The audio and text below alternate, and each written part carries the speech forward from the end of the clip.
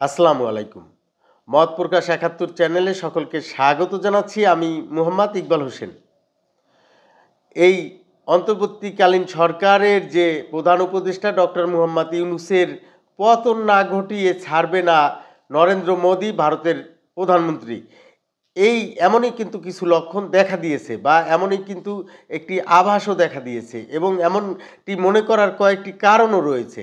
সেই কারণগুলো আমি আলোচনা করব আপনাদের সামনে। তবে শুরুতেই যে আলোচনাটি করতে চাই সেটি হলো যে থাইল্যান্ডে নরেন্দ্র মোদি এবং এই ডক্টর মুহাম্মদ ইউনূসের বৈঠকের জন্য ভারতকে চিঠি দিয়েছে বাংলাদেশ।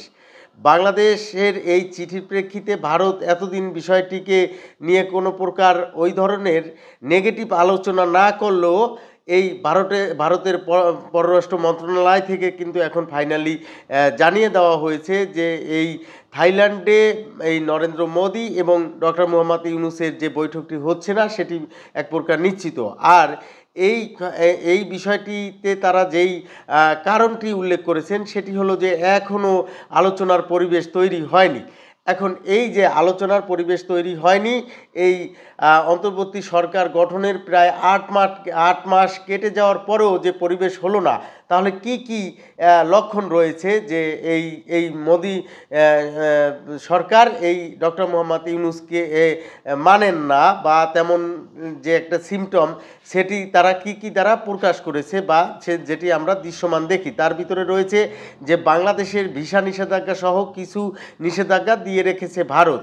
এই যে নিষেধাজ্ঞা দেওয়ার কারণে আমরা এই ৮ মাসেও যেহেতু এটি স্বাভাবিক হয়নি তার মানে, এবং আবার তারা কিন্তু তাদের দেশের যে সেনাপ্রধান থেকে শুরু করে তাদের পররাষ্ট্র দপ্তর থেকে শুরু করে যেসব বিবৃতি দিয়েছে সেইখানে কিন্তু আমরা দেখেছি যে নির্বাচিত সরকার না আসা পর্যন্ত যে ভারত বাংলাদেশের সম্পর্ক যে স্বাভাবিক হবে না সেটি কিন্তু সেই জানান তারা দিয়ে দিয়েছে। তার মানে এই যে অন্তর্বর্তীকালীন সরকার বা ডক্টর মুহাম্মদ নেতৃত্বাধীন যে এই ডক্টর মুহাম্মদ ইউনূস নেতৃত্বাধীন যে অন্তর্বর্তী সরকার সেটিকে যে ভারত ভালোভাবে নেয়নি সেটি কিন্তু তারা এক প্রকার তাদের কথায় প্রকাশ পেয়েছে। আবার এই যে নরেন্দ্র মোদির সাথে যে বৈঠকের জন্য যে বাংলাদেশ বারবার চিঠি দিচ্ছে, এই বিষয়ে যে ভারত এখন না করে দিল সেটিও কিন্তু একটি সিমটমের একটি ধাপ মনে করতে পারি আমরা। অন্যদিক থেকে যেটি বোঝা যায় যে এই ভারত কিন্তু এই যে বাংলাদেশের বিষয়ে যেমন এই বঙ্গবন্ধুর বাড়ি ভাঙচুরের ঘটনার থেকে শুরু করে অনেক বিষয়ে কিন্তু ভারত প্রতিবাদ জানিয়ে এক প্রকার বিবৃতি দিয়েছিল, সেটিও কিন্তু এই লক্ষণেরই একটি অংশ।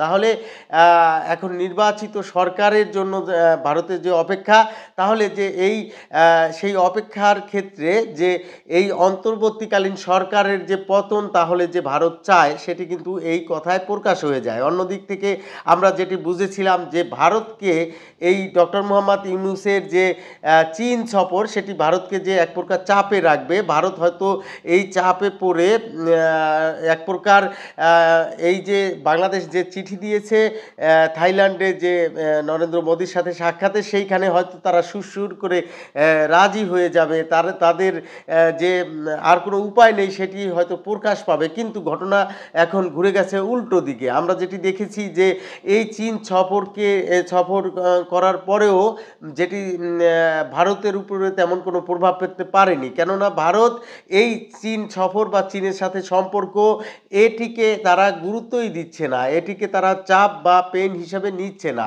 তারা এই যে তাদের যে লক্ষ্য সেই লক্ষ্যে তারা স্থির রয়েছে। তারা এই অন্তর্বর্তী সরকারকে যে তারা মেনে নিতে পারছে না সেটি কিন্তু এই ভারতের পররাষ্ট্র মন্ত্রণালয় থেকে যে এই বৈঠক হচ্ছে না বলে জানিয়ে দিয়েছে সে তা দ্বারাই কিন্তু প্রমাণিত হয়ে যায়। এখন সেই দিক থেকে যে বাংলাদেশের একদম প্রধান প্রতিবেশী রাষ্ট্র এই ভারত, তাদের কাছ থেকে যেহেতু আমরা এই ডক্টর মুহাম্মদ ইউনূসের নেতৃত্বাধীন অন্তর্বর্তীকালীন সরকার যে বন্ধুত্বসুলভ আচরণ পাচ্ছে না, সেটি যে একটি খারাপ সিগন্যাল সেটি কিন্তু এই সকলের কাছেই প্রতীয়মান হচ্ছে। পক্ষান্তরে আরেকটি যেই বিষয় রয়েছে সেটি হলো যে ভারত তাহলে কোন পরিকল্পনা নিয়ে বসে রয়েছে। কেননা তারা আমাদের প্রধান উপদেষ্টা বিবিসির একটি সাক্ষাৎকারে কিন্তু বলেছিলেন যে ভারতের সাথে সম্পর্ক না রেখে উপায় নেই, কিন্তু ভারত সেই এবং বলেছিলেন যে ভারতের সাথে সম্পর্ক ভালো, কিন্তু আমরা ভারতের যেই বিবৃতি, ভারতের যেই নিষেধাজ্ঞা, ভারতের যে এই অন্তর্বর্তীকালীন সরকারকে যে একদম কেয়ার না করা, তা দ্বারা কিন্তু বুঝতে পারি যে এই অন্তর্বর্তীকালীন সরকার এবং ডক্টর মোহাম্মদ ইউনূসের এক প্রকার পতন না ঘটিয়ে ভারত যে এই বাংলাদেশের সাথে সম্পর্কে স্বাভাবিক হবে না সেটি এখন স্পষ্ট হয়ে যাচ্ছে, এবং এই ঘটনায় ক্রমে সেটি কোন দিকে গিয়ে গড়ায় সেটি এখন দেখার বিষয়। সেই দেখার অপেক্ষা রেখে সকলের সুস্বাস্থ্য এবং দীর্ঘায়ু কামনা করে এখনের মতো শেষ করছি। আসসালামু আলাইকুম।